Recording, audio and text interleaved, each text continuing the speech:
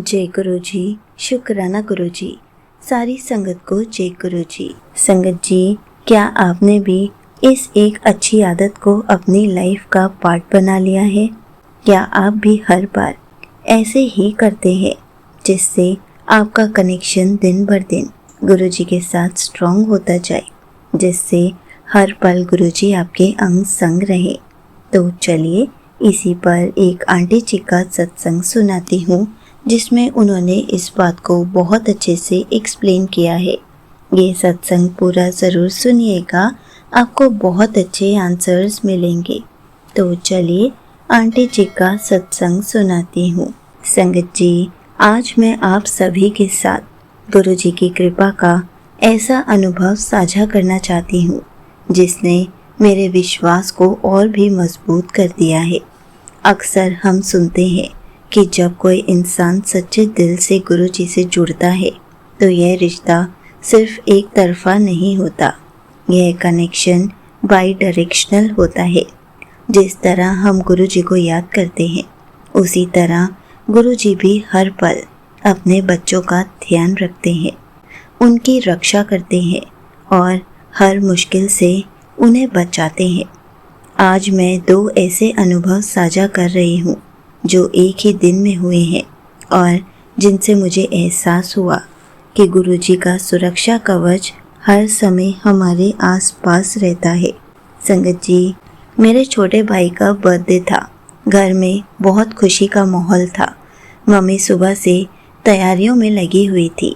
भाई भी बहुत एक्साइटेड था क्योंकि शाम को हमने बाहर कैफेटेरिया में छोटा सा सेलिब्रेशन रखा था। शाम के समय मुझे बर्थडे केक लेने जाना था। जिस बेकरी से केक लेना था वह हमारे घर से लगभग 5 किलोमीटर की दूरी पर था। मैं अपनी छोटी बहन के साथ एक्टिवा पर निकली। संगत जी, मेरी एक आदत है कि जब भी मैं घर से बाहर कहीं जाती हूँ तो सबसे पहले गुरु जी के सामने माथा टेकती हूँ, उनसे परमिशन लेती हूँ और उनकी प्रोटेक्शन मांगती हूँ।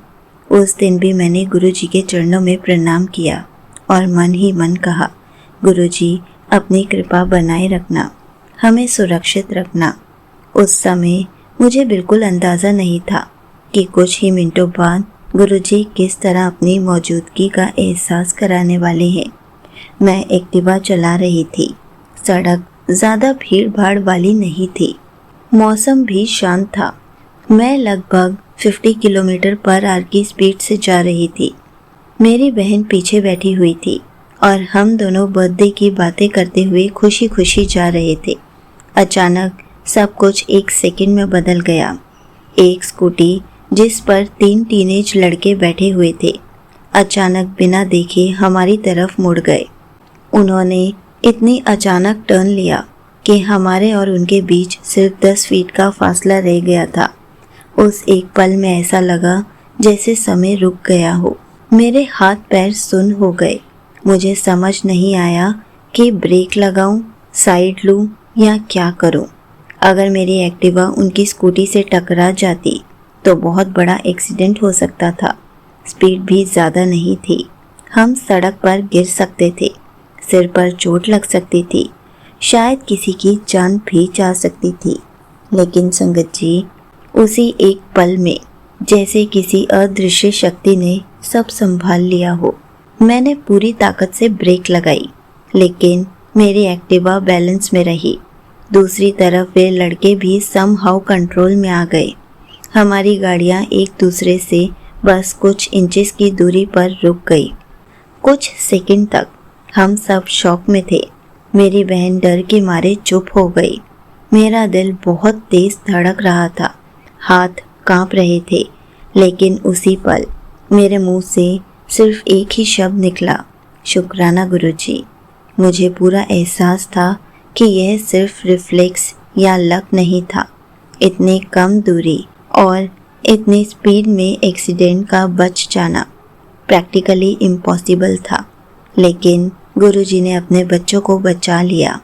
सिर्फ मुझे और मेरी बहन को ही नहीं, उन तीनों लड़कों को भी, क्योंकि गुरुजी की कृपा कभी एक तरफा नहीं होती, वह सबकी रक्षा करते हैं। उस पल मुझे महसूस हुआ कि जब हम गुरुजी पर विश्वास करके घर से निकलते हैं तो हम अकेले नहीं होते। गुरुजी हर पल हमारे साथ चलते हैं। हम केक लेकर वापस घर आ गए, लेकिन मेरा मन बार बार उसी घटना को याद कर रहा था। मैं अंदर ही अंदर गुरुजी का शुक्राना कर रही थी। मुझे क्या पता था कि उसी दिन गुरुजी एक और बड़े खतरे से हमारे पूरे घर को बचाने वाले हैं। शाम को हम सब बर्थडे सेलिब्रेशन के लिए कैफेटेरिया गए। वहाँ बहुत अच्छा समय बीता।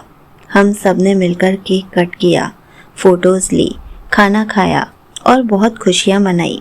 सेलिब्रेशन ख़त्म होने के बाद हम रात को घर वापस लौटे। घर में घुसते ही अचानक मेरी मम्मी को कुछ याद आया। उनके चेहरे का रंग बदल गया।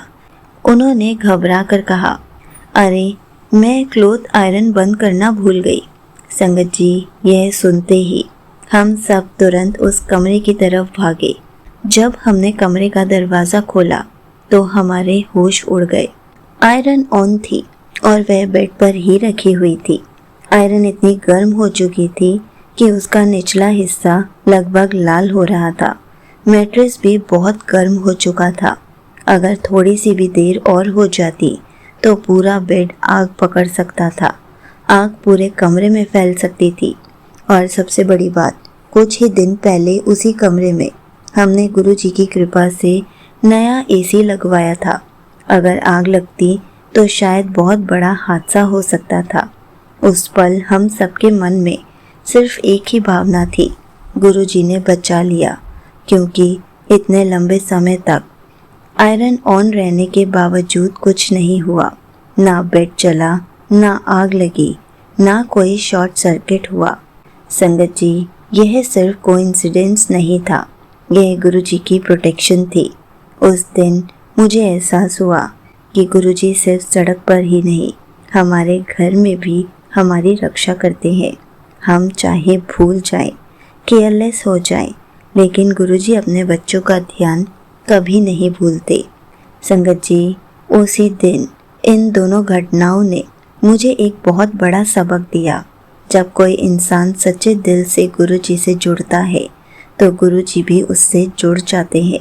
हम गुरुजी को याद करें या ना करें, लेकिन गुरुजी हर पल अपने बच्चों का ध्यान रखते हैं। कभी एक्सीडेंट से बचाकर, कभी बीमारी से बचाकर, कभी आग से बचाकर और कभी उन मुश्किलों से बचाकर जिनका हमें पता भी नहीं होता। हमें तो सिर्फ विश्वास बनाए रखना है। यहीं पर आंटी जी का सत्संग समाप्त होता है। संगत जी, देखा आपने, जब हमारी श्रद्धा गुरु जी के प्रति सच्ची होती है, अटूट विश्वास होता है, तो गुरु जी हर कदम पर अपनी संगत की रक्षा करते हैं।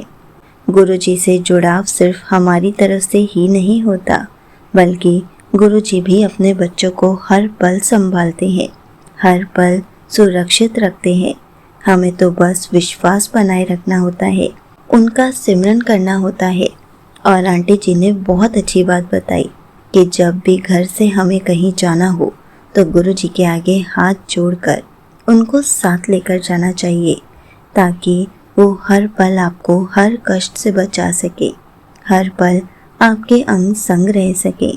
संगत जी, गुरु जी हमें कितने कष्टों से बचाते हैं। हमें तो बस गुरु जी का शुक्राना करना चाहिए, उनका सिमरन करते रहना चाहिए, ताकि गुरु जी के साथ हमारा कनेक्शन स्ट्रॉन्ग होता जाए। और ऐसे ही गुरु जी हर पल हमें अपनी ब्लेसिंग्स देते रहें। जय गुरु जी, शुक्राना गुरु जी।